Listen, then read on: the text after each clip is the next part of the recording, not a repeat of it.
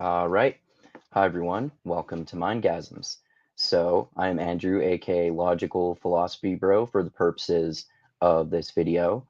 And as you can see, I'm going to do another video on the book called Socratic Method by a philosopher whose name I forget right now, Rebecca something or other.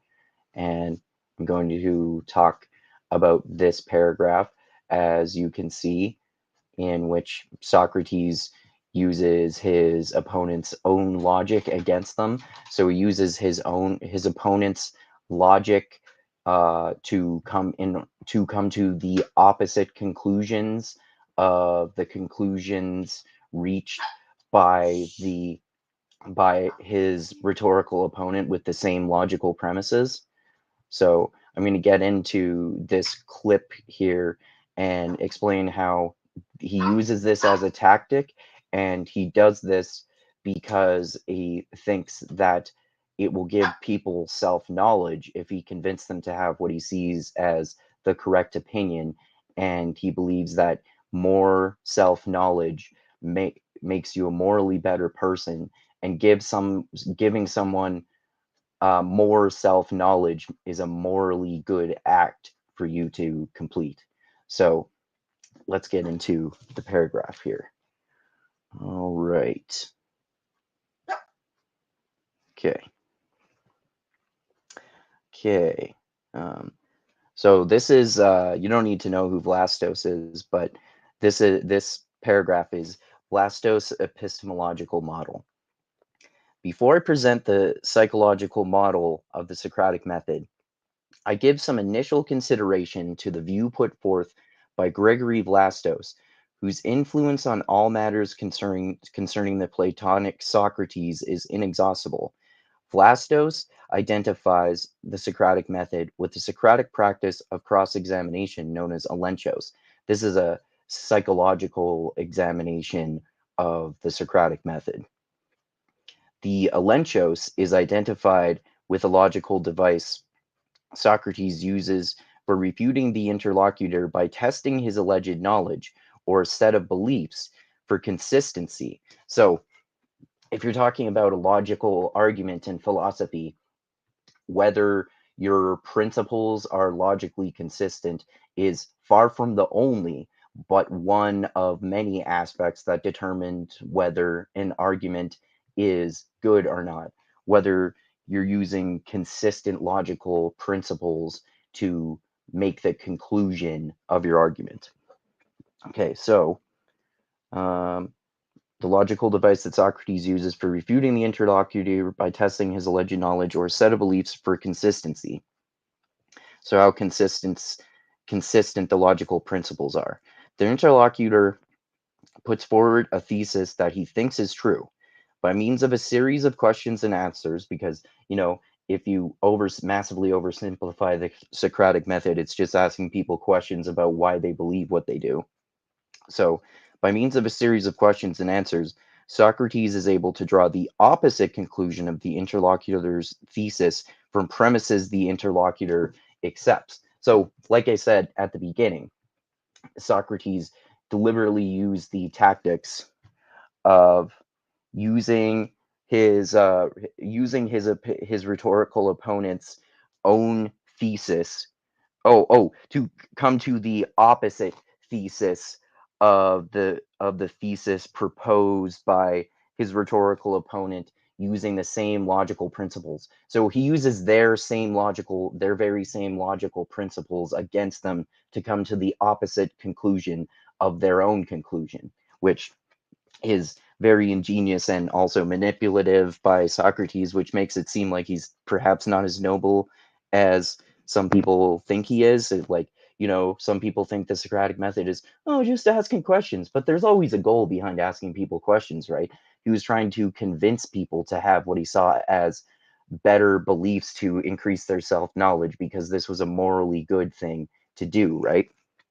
All right. So, by means of a series of questions and answers, Socrates is able to draw the opposite conclusion of the interlocutor's thesis from premises the interlocutor accepts. With this formal procedure in mind, Vlastos defines the Socratic elenchos. Remember, this is psychological approach to or examination of the Socratic method. So Lastos defines the Socratic elenchos, or psychological model, as a search for moral truth by adversary argument in which a thesis is debated only if asserted as the answerer's own belief. So Socrates makes sure that he's clear about the thesis of the person he's talking to, his rhetorical opponent, and he basically argues against that thesis in a search for moral truth. So he thinks that Socrates thinks that his opinion is more morally correct than the opinion that he sees as incorrect about whatever person he's talking to about whatever subject. So in terms of, if we're just talking about morality, for example, moral truth, he'll question them about what is moral. Is it good to be bad to a good man? Is it good to be good to a bad man? That sort of thing. Um, so it's a search for moral truth by adversary argument in which a thesis is debated only if asserted as the answer's own belief. So you have this belief and this thesis. So let's try to find the moral truth in the thesis based on your belief. So how do you get to this conclusion, and is it morally correct? Only if asserted as the answer's own belief, who is regarded as refuted if and only if the negation of his thesis is deduced from his own beliefs. So Socrates used this specific tactic because he accepted that his conclusion, his morally true conclusion, is hid in his mind, that is the opposite thesis of the person who is speaking. He has only successfully refuted this thesis and this belief of the person if he has used their very same logical principles to refute the conclusion of their own argument. If he hasn't used their own logical principles against them to refute their own argument, then it doesn't count as a good refutation, and you are not increasing the amount of moral truth that this person has, with thus committing a moral act, because you're committing the amount of moral truth that someone has. So, yeah, basically, like I said at the beginning, in a nutshell, this tactic that Socrates used, elenchos, or the psychological model of the Socratic method, was a specific tactic that Socrates used, which entailed using his rhetorical opponent's own logic against them in order to use their own logical principles to come to the opposite conclusion of them, which will allow him to increase this person's self-knowledge and improve them improve them morally, and just improve the amount of morality in the universe in general. So elenchos is the tactic that Socrates used in the Socratic method, that entailed using his rhetorical opponent's own logical principles against them to come to the opposite of their own conclusion. So, like, I can use your exact same logical principles to say that it is morally good to kill rather than that it is morally bad to kill, if we're talking about any moral argument, or there are countless examples. Anyway, yeah, that's basically what this author is saying about the elenchos, or the psychological tactic that Socrates uses in the Socratic method in order to manipulate his opponents to come to his desired belief, in order, because this is a morally good act and makes both him and the person he's talking to better people. All right. Thanks again, everyone, for watching this. Hope you found this to be a very fascinating philosophical deep dive into this book on the Socratic method. Check out my other videos so far. Check out future ones on this series. I believe subscribe to the channel if you haven't done so already, of course. Click that bell to be notified when I come out with new videos.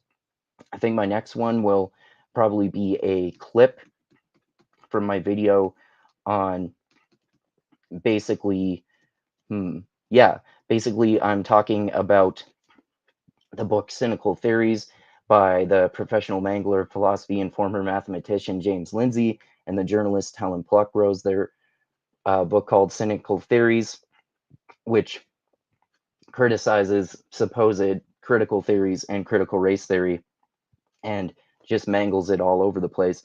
And I'm criticizing these terms that James Lindsay just totally fucking invented, which are woke Marxism and race Marxism. So look out for that clip coming up. Smash the like button, make sweet love to it, elbow drop it, whatever you want to do as long as you press it. Share this video everywhere with all your friends.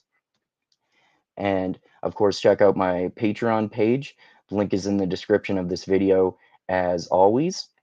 And of course, like I always say, most importantly, always remember this: the funk cures all, and groove is in the heart. And philosophy is awesome. Socrates had some really good points, and his contribution to philosophy is not to be discounted at all. But he also had some pretty dumb conclusions and was more manipulative in his tactics and had a really biased more belief about morality in relation to his Socratic method. All right. Thanks again, everyone, and adios until next time.